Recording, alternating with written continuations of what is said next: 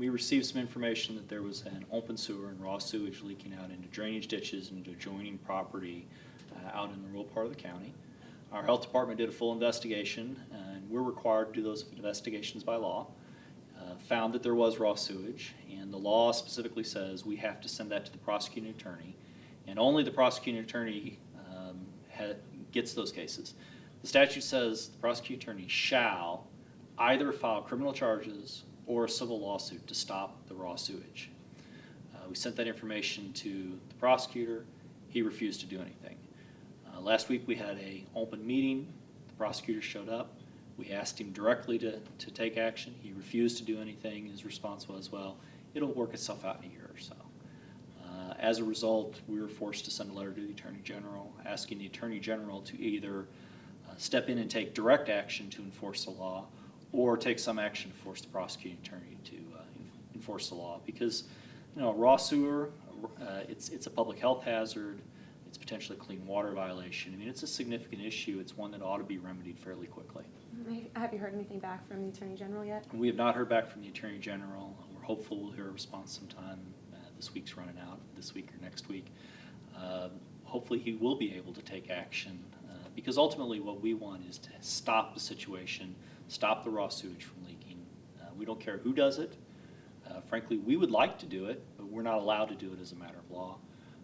So we'd like to get it resolved as quickly as possible. Right, I was going to say, in the meantime, is there anything that the county can do, or is it kind of out of your hands at this point? It is out of our hands. Because the way the law was written, all the county has the authority to do is investigate it and send the report to the prosecuting attorney.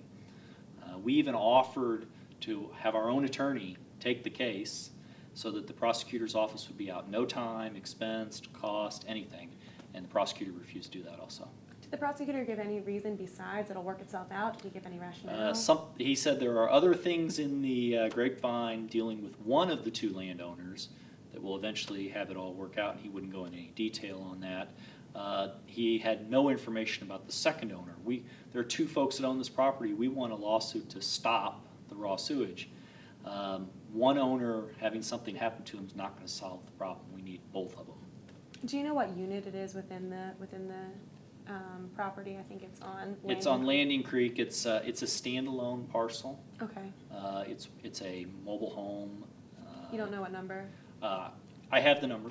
I can give it to you. Okay. I just don't have it sit right here in front All right, of me. we'll get that afterwards. So what kind of hazards can this kind of present to the, I mean, besides the inconveniences, I guess, but what kind of actual hazards can this present to the neighbors? Well, obviously raw sewage contains a lot of bacteria. It's out in the environment. First of all, it's just a exposure hazard. Second of all, if it gets in the water, it spoils the water system. There are a lot of folks out in that area that are on wells. If this water gets down into the wells, they won't have water that's drinkable. It's a big issue because raw sewage has so many contaminants in it. It's so bad for you. And it's unfortunate we can't remedy it in a very quick and efficient manner. What kind of things have the people from the community told you? What were some of the initial reports like? Well, I think most people are shocked that we can't do anything about it.